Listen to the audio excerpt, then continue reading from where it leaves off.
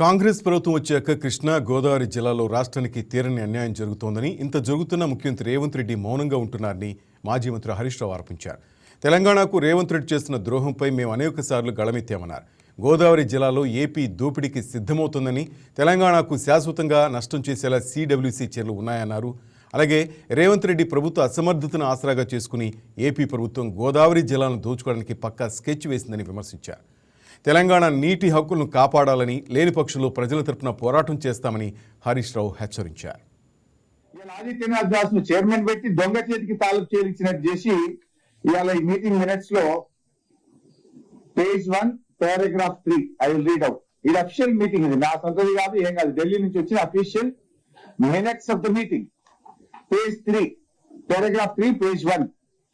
It was highlighted during the presentation that the GWDT submitted its further report in 1980 and the decision included a series of agreements concluded among basin states Maharashtra, Karnataka, erstwhile Andhra Pradesh, erstwhile Madhya Pradesh and Orissa.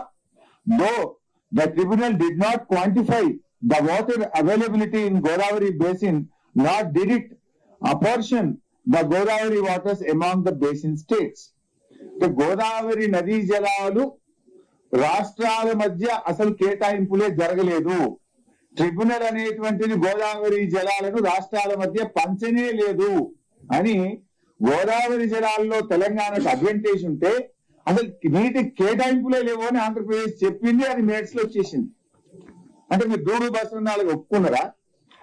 ఈ మాటను మీరు agri అయింది కనుకనే ఇప్పటిదాకా reply రాయలేదా? General గా ఒకవేళ minutes తప్పు వస్తే ఏం చేస్తాము, ఇది తప్పు వచ్చింది మినిట్స్, మేము దీనికి ఒప్పుకోము అని తక్షణమే తెలంగాణ స్పందించాలి కదా.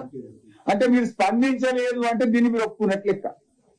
నెల మీద 4 రోజులు అయినా ఈ మినిట్స్ తప్పు అంటలేదంటే ఆ మీటింగ్ లో మీరు ఒప్పుకున్నట్టే లెక్క. ఇంత దారుణంగా తెలంగాణకు రాష్ట్రాల మధ్య గోదావరి జలాల పంపిణీయే జరగలేదు అని చెప్పి, ఇది కేంద్ర ప్రభుత్వం ఆంధ్రప్రదేశ్ తెలంగాణ మధ్య జరిగిన మీటింగ్.